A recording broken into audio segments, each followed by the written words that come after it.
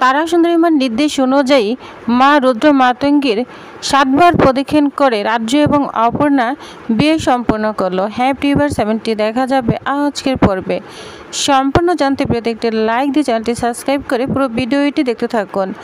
গল্পের শুরুতেই আমরা দেখতে পাবো অপর্ণার অবস্থা খুবই খারাপ। অপর্ণা ঘরে এখনো রয়েছে। অপর্ণার জ্ঞান ফিরছে না। অপর্ণার মা বলছে, অপর্ণা কি হয়েছে, তো চোখ খুলছিস না কেন?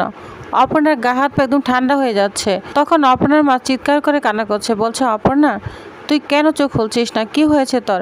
তখন এই অপর্ণার চোখ খুলে একদম বসে পড়ে। তখন এইখানে আর্যুর মা, অর্ক, মানছি সবাই চলে এসেছে। এসে বলতে থাকে, অপর্ণা চোখ খুলছো না কেন, চোখ খুলো। তখন আমরা দেখতে পাবো অপর্ণা একদম চোখ খুলে বসে পড়ে, সোজা দাঁড়িয়ে হাঁটতে থাকে। তখন অপর্ণার মা বলে, অপর্ণা কোথায় যাচ্ছিস, কথা শুনতে পাচ্ছিস? তখন মানছি বলে, ও কি আপনাদের কোনো কথা শুনছে? আমার তো মনে হয় ও নিজের মধ্যেই নেই, ও ঘরের মধ্যেই রয়েছে। তখন কারো কোনো কথাই শুনছে না অপর্ণা এক রাস্তায় হাঁটছে নিজের মতো করে, কারণ রাজনন্দিনীর স্বপ্ন দেখেছিল সেখান থেকে সে রাজনন্দিনী রূপেই রয়েছে। একদিকেই হাঁটছে, কোনো কারো কথাই শুনছে না। এদিকে অপর্ণার মা সবাই খুব চিন্তা করছে, অপর্ণার পিছু পিছু হাঁটছে। এদিকে আমরা দেখতে পাবো মেঘরাজকে তো কিঙ্কর পিছনে বন্দুক তাক করে রেখেছে। বলছে, বল, সত্যি করে বল, কেন তুই অপর্ণার পিছু আবার নিলি? তোকে এবার মেরেই ফেলবো। তখন মেঘরাজ বলে, বিশ্বাস কর, আমি এবার অপর্ণাকে কিডন্যাপ করিনি, আমি বরং পালিয়ে এসেছি। তখন মেঘরাজের কথা বিশ্বাস করছে না। মেঘরাজ বলে, শুন, আমার থেকে তোর আরো বড় শত্রু রয়েছে। সে তোর এবং অপর্ণার ক্ষতি করতে চায়। সে একজন মহিলা, ও আমাকে আটকে রেখেছিল, কারেন্টের হিট দিয়েছে। তখন আর্য বলে, ঠিক আছে মানলাম, তাহলে বল ওনার নাম কি? তখন মেঘরাজ বলে, আমি নাম জানি না, আমাকে বেঁধে রেখেছিল, আমাকে কারেন্টে হিট দিয়েছে, পুরো ঘর অন্ধকার ছিল, তাহলে আমি কিভাবে দেখব? বিশ্বাস কর। কিন্তু কিঙ্কর কিছুতেই বিশ্বাস করে না। পরে আর্য কিঙ্করকে ধাক্কা দিয়ে নিচে পড়ে যায়, নিজের জীবনটা রক্ষা করে ওইখান থেকে পালিয়ে যায়। অন্যদিকে কিঙ্কর মেঘরাজকে ধরতে যায়। বলছে, আর্য তখন বলছে, কিঙ্কর লাভ নেই, কারণ আমিও বুঝতে পেরেছি, এবার মেঘরাজের চোখে আমি ভয় দেখেছি। আমিও বুঝতে পেরেছি ওইখানে একটা মহিলা ছিল। তখন সাদা কাপড়টা হাতে নিয়ে বলে, দেখ সাদা কাপড়, তার মানে একটা মহিলাই ছিল। কোন এই মহিলা? ওকে আমার ধরতেই হবে, যে অপর্ণার ক্ষতি করতে চায়। কোন এই মহিলা? ঠিক আছে কিঙ্কর, তুই যা, তুই ওদিকে যা, আমি অন্যদিকে যাচ্ছি, এই মহিলাকে আমাকে ধরতেই হবে। তখন আজও গাড়ি নিয়ে ওই মহিলাটিকে ধরতে যায়। অন্যদিকে অপর্ণার পিছু পিছু ছুটছে সবাই, কিন্তু অপর্ণাকে কেউ ধরে রাখতে পারছে না। অপর্ণা একদিকেই ছুটছে। অপর্ণার মা বলে, অপর্ণা কথা শোন, তুই কোথায় যাচ্ছিস? তুই বিপদে পড়ে যাবি তো। তখন অপর্ণা কোনো কথাই শুনে না, একদিকে ছুটছে। অপর্ণার মার হাতটা একদম ঝাংটা দিয়ে ছেড়ে দিচ্ছে। এদিকে রাজলক্ষ্মী, অর্ক, মানছি সবাই অপর্ণাকে ডাকছে, কারো কোনো কথায় কানে নিচ্ছে না। অপর্ণা একদম সোজা গিয়ে উঠেছে মার মন্দিরে। ওইখানে গিয়ে একদম মাথা ঠেকতে থাকে। মাথা ঠেকতে ঠেকতে একদম রক্তাক্ত হয়ে যায়। অপর্ণার মা বলছে, অপর্ণা কি করছিস, কি করছিস তুই মরে যাবি তো। তখন অপর্ণার মা অপর্ণাকে ধরতে যায়। রাজলক্ষ্মী বলে, ধরবেন না, যদি ধরতে যান তাহলে কিন্তু আর বিপরীত হবে, ওকে ওর মতো থাকতে দিন, ওর কিচ্ছু হবে না। তখন অপর্ণার বাবা অপর্ণার মাকে আটকে দেয়। এদিকে আর্য মাঝ রাস্তায় গিয়ে গাড়িটা আটকে যায়। অনেক অন্ধকার, গাড়িটা নষ্ট হয়ে যায়। তখন আর্য বলে, কি করব আমি, কোন দিকে যাব? আমি তো রাস্তা হারিয়ে ফেলেছি, কোনো দিকেই কোনো রাস্তা খুঁজে পাচ্ছি না, কোন দিকে যাব আমি? এদিকে গাড়িও তো নষ্ট হয়ে গিয়েছে, কিছুই দেখতে পাচ্ছি না, কিভাবে গাড়ি ঠিক করব?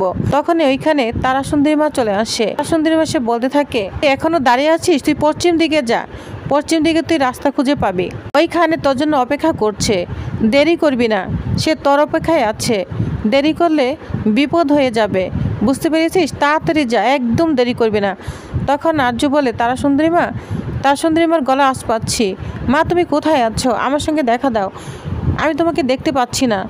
তুমি বলছো পশ্চিম দিকে রাস্তা, ওইখানে কে আমার জন্য দাঁড়িয়ে আছে, তুমি আমাকে বলো।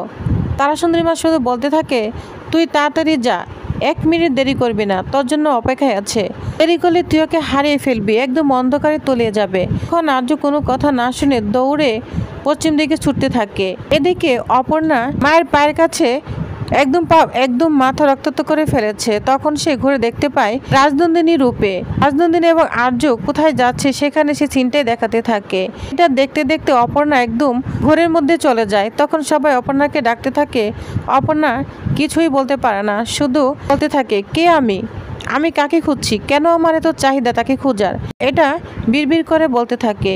এদিকে আর্য দৌড়ে চলে এসেছে পশ্চিম দিকে সে অপর্ণার কাছে। তখন অপর্ণা একদম পড়ে যাবে, ধরে ফেলে আর্য।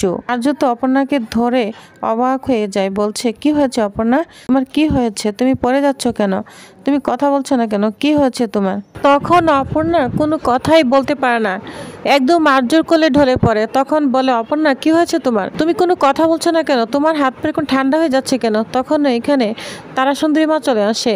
তারাসুন্দরী মাকে দেখে তো আর্যর মা অপর্ণার মা অনেক খুশি হয়ে যায়, বলছে মা তুমি এসেছো? মা দেখো না অপর্ণা কোনো কথাই বলছে না, ও মৃত্যু কোলে ঢলে পড়ছে, মা তুমি কিছু একটা করো। তখন তারাসুন্দরী মা আর্যকে বলে তুই পারবি ওকে বাঁচাতে, অন্ধকার আমাবস্যা টেনে নিয়ে যাওয়ার আগে তুই ওকে বাঁচা। মায়ের পায়ের নিচে দেখ সিঁদুর আছে, তেল সিঁদুর আছে, ওই প্লেটটা নিয়ে ওইখান থেকে তেল সিঁদুর লাগিয়ে দে অপর্ণার কপালে, তাহলেও বেঁচে যাবে। তাড়াতাড়ি কর, 1 মিনিটও আর সময় নেই, তাড়াতাড়ি কর, মেয়েটা তাহলে অন্ধকারে তলিয়ে যাবে। তখন আর্য তো যা শুনে অবাক হয়ে যায়।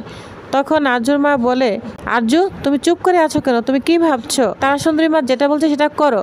তখন অপর্ণার বাবা একই কথা বলতে থাকে, বলছে আর্য স্যার আমার মেয়েকে বাঁচান, মা যেটা বলছে আপনি সেটাই করুন। তখন আর্য বলে অপর্ণা তোমার কিচ্ছু হবে না, এই বলে মায়ের পায়ের নিচে থাকা সিঁদুর এনে অপর্ণার কপালে লাগিয়ে দেয়। তখনই অপর্ণার সাথে সাথে জ্ঞান ফিরে পায় এবং আর্যকে জড়িয়ে ধরে। তখন তারাসুন্দরী মা সবাই খুশি হয়ে যায়, বলছে মা তুমি ওদেরকে দেখে রেখো, তোমার পায়ে রাখা সিঁদুর ওরা পড়েছে, তুমি তো ওদেরকে দেখে রাখবে, ওদেরকে দেখে রেখো।